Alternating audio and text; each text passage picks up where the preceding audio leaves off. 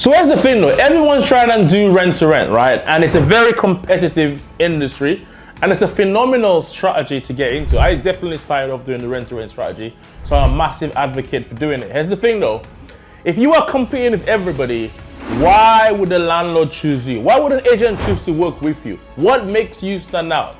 And if you don't think it's competitive, you've definitely lost the plot. It's very competitive.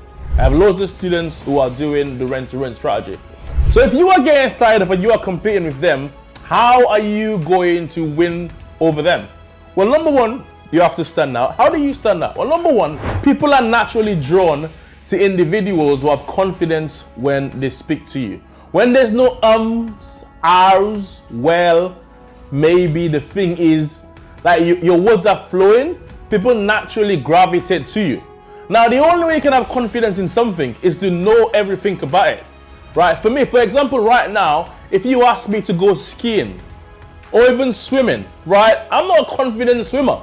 I mean, I can swim to save my life, but I'm not a swimmer. If you drop me in the water, I need the shore as soon as possible. So I'm not confident in swimming.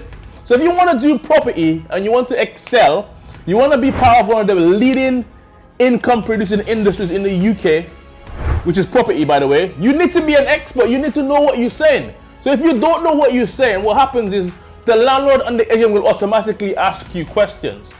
And the minute that you start umming and ahhing and taking a pause and saying, well, they will automatically cut you off. So what you have to do, you have to, number one, know exactly what to say. All right? You need to know the right words to say. Number two, they're going to have objections. The reality of the objections, they're all similar. There's only about 5 to 7 objections you're going to get through a landlord or through an agent. If you don't know what those objections are, guess what happens? You would not know how to overcome it. So imagine if you know what you're talking about, everything about rent to rent and the benefits of the landlord and the agent, number one. But number two, you know what the potential objections are and you know how to overcome it. It just puts you far on a different pedestal to anybody else. And that's why about 8 out of 10 of my students are getting results, because they know exactly what all of the benefits of rent to rent are. But they also know what the landlord objection is. And then number three, they know how to overcome it. Because when you are talking to people, when you are trying to pitch a landlord or an agent property, what happens is it's a sales transaction. You're trying to convince them to do what you want to do. And in sales, the objections are very similar. I want to think about it. Oh, you know what? Send me an email. How many of you guys have heard those things before? Why don't you email me about your company? Oh, you know what? I think about it. Or they will say, I want to speak to the landlord and come back to you. All of those things are what you call smoke screens. That's a very polite way of saying, see you later, mate. I'm not interested. If you know how to overcome those things, what happens is automatically you are on a different realm to anybody else. Now, there's also different ways in contacting the landlords and the agents. Now, some ways are a lot more powerful than the other.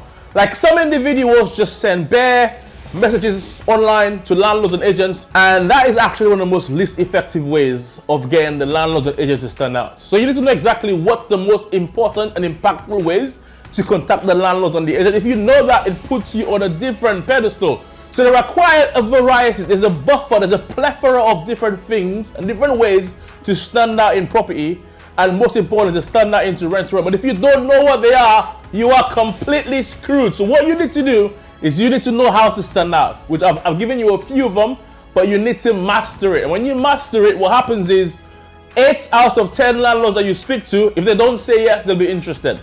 That's the difference. And that's why this is so competitive. Because here's the thing though, we live in a world of microwavable attention span, like TikTok, 2 5-second attention span. So what that means is that if you start doing rent to rent and you don't get results very, very quickly, the average person quits. So what you have to do is you have to know everything that you're talking about to put you ahead of everybody else. So when you are doing that, your results are likely to come very quickly. Because if it don't come quickly, the average person is going to quit and go do something else. Go to the path of least resistance. So my advice to you is, give yourself the best chance possible to win. My advice to you is get educated so you can obviously naturally become more confident, and automatically you're going to get more results. So somewhere around this video, there's a link to one of my free events where you can come down and learn. Get educated. It's absolutely for free, and come and connect and come and know how you can get ahead in the property industry. Make sure you smash the like, subscribe to the channel. Have a good day, guys. Peace out.